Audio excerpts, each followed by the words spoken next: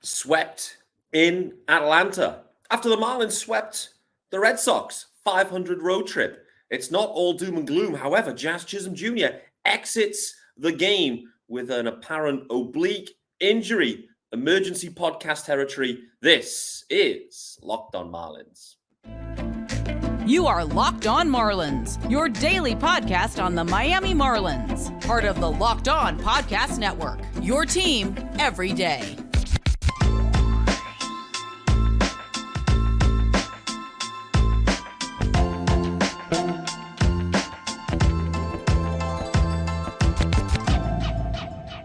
Greetings from England and welcome to Locked On Marlins. This, of course, is your daily Marlins podcast. I'm your host, Peter Pratt. Hit me up on Twitter, as pretty much all of Braves Twitter has been doing this weekend. I'm at Miami Marlins _UK. If you are listening to the pod, firstly, hello. Hope you've had a good weekend. It is a Sunday pod, by the way, for those that are wondering, asking. This is a post-game emergency pod, but leave a review, hit subscribe wherever you are. This, of course, is your team every day. And thanks for making Locked On Marlins your first listen of the day, maybe of the week. I don't know. Depends when you catch this one, guys. There is a YouTube channel. Also, head on over there, hit subscribe to the YouTube channel. It's Locked On Marlins. Same name. Head over there, find me. You will see it's a solo pod. And you will see the rundown is already up. The Marlins swept in Atlanta. And it wasn't just any sweep. No, it was an absolute beatdown, particularly in those first two games. Game 3 was close and the Marlins could have won it. Maybe. But the Braves, they came into the series scorching hot offensively. And yeah, the Marlins could do nothing with them. Absolutely nothing with them. It is the interesting part, though, for the Braves, right? They are a juggernaut at this point. But for them, it's only the 2nd of July. Are they peaking too soon? Are the Braves, the 2022 Mets, are they peaking too soon and actually this is the wrong time? I don't know. They're absolutely loaded, the Braves. They are loaded. Feel like they need a touch more pitching. They're really reliant on their offense right now. Rightly so. But from a Marlins perspective, you had Sandy Alcantara going in the series. You also had Eury Perez going, which I was really intrigued to see. Unfortunately, we didn't get to see a lot from Eury Perez. And we also had Brian Hoeing going. So, it's a little bit lopsided in some ways. Brian Hoeing facing against the Braves. The Marlins would have obviously preferred to have had Jesus Luzardo or Braxton Garrett going in the series. Wasn't to be, not the way it lines up. And we've got to remember, like Brian Hoeing, he's a AAA pitcher that's kind of come up, being thrust. Well, it started in the bullpen and has then made his way into the rotation. A couple of decent outings, good outings, better than good, really good. But this, was a different type of test. Him and Archie Bradley kind of ended up combining to, save the pen a bit. It was one of those where like the game got out of hand, was what it was. The Marlins kind of like, started to show some life at one point after going down 5-0 in the first inning. But, overall, like Hoeing and Archie Bradley, they kind of did what they needed to do to save the pen. Then, unfortunately, Eury Perez couldn't get out the first inning. Cunha bomb, everyone just hitting up and down that order, one out. And that was it for Eury Perez. So first time we've seen Eury Perez struggle as a Marlins starter, as a Marlins. Yeah, I don't think he's probably had a worse outing in his career. Bear in mind, he's only just turned 20, by the way. So it's going to be interesting to see, how that kind of impacts maybe the plans. I do remember, like, Craig Mish saying he felt the plan could be with Eury Perez to let him go in Atlanta and then shut him down around the All-Star break now. But with only, one out and, less than 40 pitches, give or take, he'd probably get to go next, in the homestand. So we may get an extra Eury Perez start that we maybe weren't anticipating. And then Sandy going today, it was a decent performance from Sandy overall. Like the lineup is just so tough. the Braves hitters, the Braves offense, like they just make you work so hard. They were making Sandy work so hard in this one. It was, it was tough. They kind of just ground him down. Then obviously Ozzie Albies with the 2-run blast, that really kind of ended the Sandy outing in many ways. So, just 5 innings of work from Sandy. He struggled through it, but it's against a top offense at this point, and the at-bats are drawn out. Clearly, the play of the day was striking out Ronald Acuna Jr., 100 miles an hour up in the zone. Stallings' glove nearly caught fire. Literally, there was smoke coming out of his glove. It was that and fuego from Sandy Alcantara. Love to see that, as did the Braves fans on Twitter. It's been a lot of fun engaging with those guys. Obviously, I don't think some of them realize that there's some sarcasm involved with some of these tweets. It's sometimes maybe hard to read sarcasm in Twitter, but it's been a lot of fun. Like there's some tongue-in-cheek posts going on, of course, because that's just, part and parcel of it. But I've had the fishing rod out. I've been hooking fish left, right, and center on Twitter. It's been very fun over this weekend. The results on the field, not so much. However, today, the big takeaway, huge takeaway, I think, and we'll wait to see how this plays out, but the huge news, Jazz Chisholm Jr. exits the game. As soon as you saw the swing, you saw the reaction. I just knew straight away that this is going to be a problem for Jazz, and probably a lengthy one. You're talking, IL stint. You're talking 4 to 6 weeks kind of territory, potentially. We don't have any news at this point other than, oblique soreness, but his reaction is not good. As soon as you get those oblique injuries as a hitter, you're cooked. You have to just rest it up. So I'm expecting Jazz to hit the IL, which is, hugely unfortunate for the Marlins. We saw what impact Jazz had into the offense, particularly in the Red Sox series, back-to-back days with home runs. We saw it even in today's game. Jazz can just make things happen, and it's going to be a huge loss. And what I mean by that with today was that single where he ends up sliding headfirst into first base. I don't even know if maybe that's where, this oblique issue maybe started, or whether it was just solely linked to the swing. I don't know, but for the Marlins, this is going to be a huge blow. I think this probably will be an IL stint for Jazz. And frankly, we'll wait to see what they do with the roster. I felt that when the move was made, I felt like Garrett Hampson is kind of like next man up, like irrespective of position. If someone goes down, Garrett Hampson's probably your guy. Let's see. Let's test that theory a touch. I'm intrigued. And the reason I'm intrigued is you've got a guy at AAA in Dane Myers, not Dane Bowers, by the way, and for the everydayers, they will know exactly what I'm talking about there. But you've got a guy at AAA that's putting up numbers that no one else is at this point. And he does have the versatility to play both some infield positions, but also some corner outfield positions. So I do wonder, I know Garrett Hampson's versatility is really useful, but the offensive upside is pretty limited with Hampson. We've kind of seen that. Like, it's okay, and there can be little games where he's okay, and particularly like hitting against lefties, he's pretty good. But the upside really isn't there. And for a club and a lineup that feels like it needs a few more upside guys in there, I'm very intrigued to see whether Dane Myers, could be called up here, which would be one hell of a story. Spoke about it a few episodes ago where, let's not forget Dane Myers, he was a pitcher up until 2021.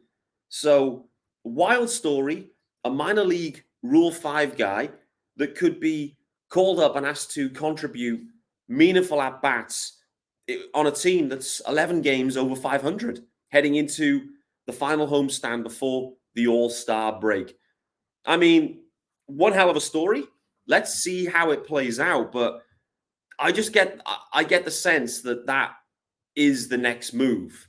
And with this impact of Jazz, and you have Jonathan Davis available to play center field, we did see like Jonathan Davis was out playing right field earlier in the week. So the Marlins are struggling in the outfield. They're struggling for some production. Jesus Sanchez, although hit a bomb yesterday, an absolute stunner. Was it yesterday? I think it was. an absolute stunner into the chop house. It's so up and down with Jesus Sanchez. And so they need some reinforcements in that outfield. And I do wonder if Dane Myers, I almost said Dane Bowers again. I wonder if Dane Myers could be that guy. We'll wait to see. I want to talk about Jonathan Davis as well a little bit more because just so impressed by him, not just for this year, but for next year too. But before we do that, this episode is brought to you by our good friends over at FanDuel, guys.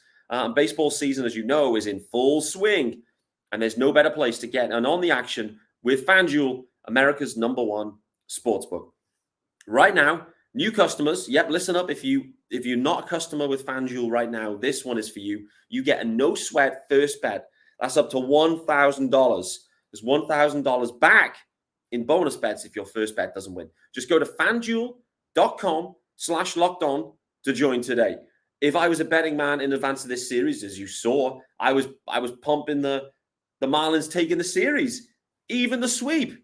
There was a sweep, but it went the wrong way. Anyway, don't miss your chance to snag a no-sweat first bet up to $1,000 when you join FanDuel today. Just go to FanDuel.com/lockedon to sign up. FanDuel, official partner of Major League Baseball. Major League Baseball trademarks used with permission. Okay. I caught a lot of strays on Twitter for that bold prediction, particularly the 3-game rundown where I actually went into detail, which, was all just a bit of fun, really. But, you put it out on the Twitterverse, right? It's there for people to come back on and comment on in the future. And I think I was predicting a blowout in game 1. I was correct, but I was predicting that the Marlins blew out the Bravos. Didn't happen. A couple of close games and the Marlins are going to sweep them. Didn't happen. Marlins absolutely blown up and Jazz Chisholm hurt in this series. In reality, this series couldn't have gone any worse. Worst possible series for the Fish. But the positive news here, we don't play the Braves again until September. So that's probably a good thing. They played 10 games against the Bravos now. I think they're 1-9. That one win was a wild one as well. If you recall, a big comeback in the 9th. I think they put 5 up in the 9th. At this point, without that crazy rally, the Marlins could have been 0-10 against the Bravos. And I do wonder if this type of series, it's not about overreacting and it's not about directly comparing yourself to the Braves, which are clearly in terms of roster construction and the way they're playing right now, one of the best teams in Major League Baseball, if not the best. But I think it's interesting timing, into July, a month to the deadline, and then the Marlins are getting absolutely spanked by the Bravos. I do wonder about the timing of that and what it could mean in terms of the aggressiveness for Kim Ang. If it is all in, I spoke about it on Thursday's episode. What does all in actually mean? I do think, there's maybe you look at that question differently. What is the goal for the Fish? Is it to win the World Series? Absolutely it is. And if that is the goal, to win everything, you're going to have to beat the Bravos along the way. You're going to have to beat them. And right now, the Marlins are some way off that. And so, all in, if that isn't just 500 ball or kind of get a wild card spot and win 85 to 90 games, if all in is actually to win the World Series, then boy, oh boy, get the popcorn ready. Kim could be absolutely cooking it. Absolutely cooking. We'll wait to see. The Marlins may have some in-house guys. Like I said, Dane Myers. It feels like if this situation with Jazz goes the way it's expected, he could be the next guy up. Jonathan Davis handling center. I did want to talk about Jonathan Davis too. You may get this sense, but I've been a big Jonathan Davis fan because the Marlins for years have been looking for a center fielder. And Jonathan Davis defensively is absolutely amazing. He is so impressive out there. Really is. And this is, in 2021, I remember asking Don Mattingly about Starling Marte at center field. And has he ever seen, a guy like that before? And he's like, no. Starling Marte at that time, one of the best he's ever seen do it. And Jonathan Davis, I'm going to put it out there right now, he is even smoother than Marte in 2021. It's so silky smooth in center field. And it's so impressive. So impressive. And the stick is serviceable. And this is where I was thinking about as well, heading into, looking into next year, is Jonathan Davis the starting center fielder? Do they ask Jazz to maybe transition back into an infield role? Obviously, we've got this first base situation that, we'll see how that plays out. What the Marlins are going to do with Cooper, what they're going to do with Gurriel. I can see a strong possibility that neither of those are on the Marlins roster. The question then is, do they do something via trade? Do they do something via free agency? Should be careful there because we've seen how that typically works. Or do you look to rejiggle things? Luis Arias back to first base where he spent some time with the Twins. Jazz back into second base. Arias has been fine at second base, but Jazz is better. He's better than Luis Arias at second base. And all of a sudden you end up with a spine then, that I guess up the middle, catcher, TBC, wait to see what they do in the offseason. But Jazz plus a shortstop that's TBC as well. So I don't know that either. And Jonathan Davis. Defense starting to look pretty nice up through the middle. So I've got mad love for Jonathan Davis. I love the story. I love the way that Kim went and got him. And that trade seems to have worked out really well. And everything he's done so far has been so impressive. And, it's wild that we went from like 0 center fielders to 2. Granted, Jazz wasn't a center fielder and probably actually wants to play in the middle infield. The other questions will continue about Jazz. Should he be playing shortstop? He wants to play shortstop. We know that. Could Jazz play shortstop? He absolutely could. He absolutely could play shortstop, in my opinion. We'll wait to see if that actually happens. But, maybe that is the master plan here. Joey Wendell's been holding it down perfectly well.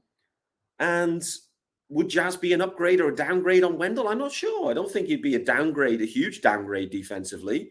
And so all possibilities are out there. But I think Jonathan Davis, his performance has earned potentially a starting gig for the Marlins in center field for the next, at least going into next year. So we'll wait to see. I want to talk about Eury Perez because it's the first time that he's, had a struggle. As I mentioned earlier in the episode, I'm interested to see do the Marlins start him in this upcoming series with the Cardinals, 4-game series on deck. So, I think the plan was maybe not to start him, but with that shorter start, maybe you get Perez going again. It's going to be interesting to see the way he bounces back. Was on the Carl Sealaff Marlins radio Spaces this morning. Someone was asking about Eury Perez and how this could impact him. And Carl just said, listen, it's no impact for Eury Perez. Like, he is absolutely fine. This isn't going to hurt him in terms of his mentality, his confidence. Eury Perez is going to be absolutely fine. But what I would say, and just kind of going back to the conversation around like how Kim, seeing this series happen and how Kim maybe responds, I think what it has showed is that the Marlins absolutely need another starting pitcher at this point. Like with the situation with Cueto, with Trevor Rogers, Edward Cabrera, with those 3 guys down, the Marlins need to do something, I think, to get another arm in. I don't think Cueto is a serviceable option anymore. I've mentioned that last week on the show. I think Cueto's cooked. The Marlins, I think, have maybe just under a week to actually make a decision on that before his 30 days rehab assignment period is over. At that point, either is back on the roster or he's DFA'd. If he was to be back, he started on Wednesday. So if you're thinking Wednesday, you'd come back around, he'd be Wednesday, Thursday, Friday, Saturday, Sunday, Monday. Wow. Just imagine after being swept, you open up the look ahead for the series and you see Johnny Cueto slated to start in game 1 against the Cards. Boy, oh boy, that would be wild. I don't think that's going to be the case, by the way. He's struggled so much, but it just shows you they do need another pitcher. They do need another starter. So it's going to be one of the major areas for Kim to dig into. Overall, though, guys, listen, had to hit this pod. Firstly, we saw the variance between elite and the Marlins. The Marlins are a good team. Their record proves it. How they've played this year, it proves that they are a good team. The Braves are just significantly better than everyone at this point. So we already knew that situation.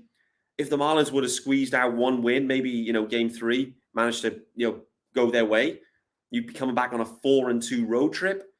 That would have been exceptional going into Boston and into Atlanta. But still, a 500 road trip is still a success. Play 500 ball on the road and continue playing really well at home. This team's making the postseason. And that would be deemed a huge success. What's going to happen with Jazz Chisholm Jr. and how are the Marlins going to be able to handle that? That is going to be the question. I think this could be another similar stint that he's had out with the turf toe that it could be with the oblique. 4 to 6 weeks potentially. It is not a quickie. It's not a quick turnaround on that one. I think Jonathan Davis plays a ton in center at this point, and I think there's a real good chance that Dane Myers gets the call this week, makes his major league debut for the Marlins, and playing some corner outfield as part of that. It may be, with Jorge Soler, you can put Soler out in the outfield too, which he was doing today with Jazz DHing. So there's ways to get Dane Myers' stick in the lineup if indeed they want to go down that path. He's deserving of it. The Marlins likely have a spot that's opening up here. So I think, why not? They've seen enough with Garrett Hampson. He's fine. You can leave Garrett Hampson there. He's a great util guy, but you've got Birdie that can play that role anyway. So I think go with the upside stick and see what you can do. Overall, bravo's the class.